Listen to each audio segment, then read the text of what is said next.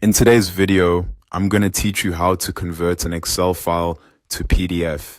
This is a simple and useful process, especially if you want to share a spreadsheet in a format that's easier to view, print, and send to others without worrying about accidental edits.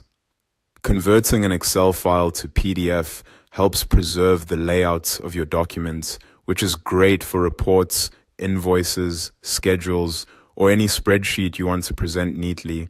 To get started, open the Excel workbook you want to convert, make sure you're in the correct file, and quickly review the worksheet so everything looks the way you want before saving it as a PDF.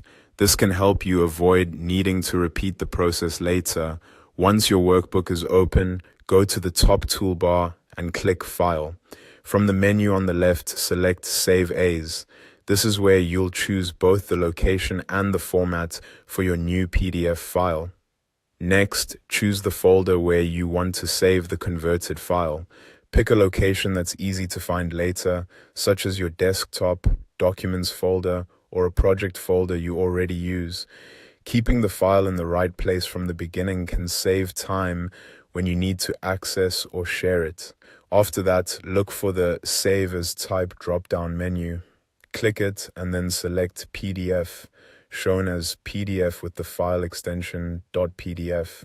This tells Excel that you want to create a PDF version of the workbook instead of saving it as a standard spreadsheet file. If needed, you can also click Options before saving. This step is optional, but it's helpful if you want more control over what gets included in the PDF. You can choose to publish only the active sheet or sheets, the entire workbook, or a selected table.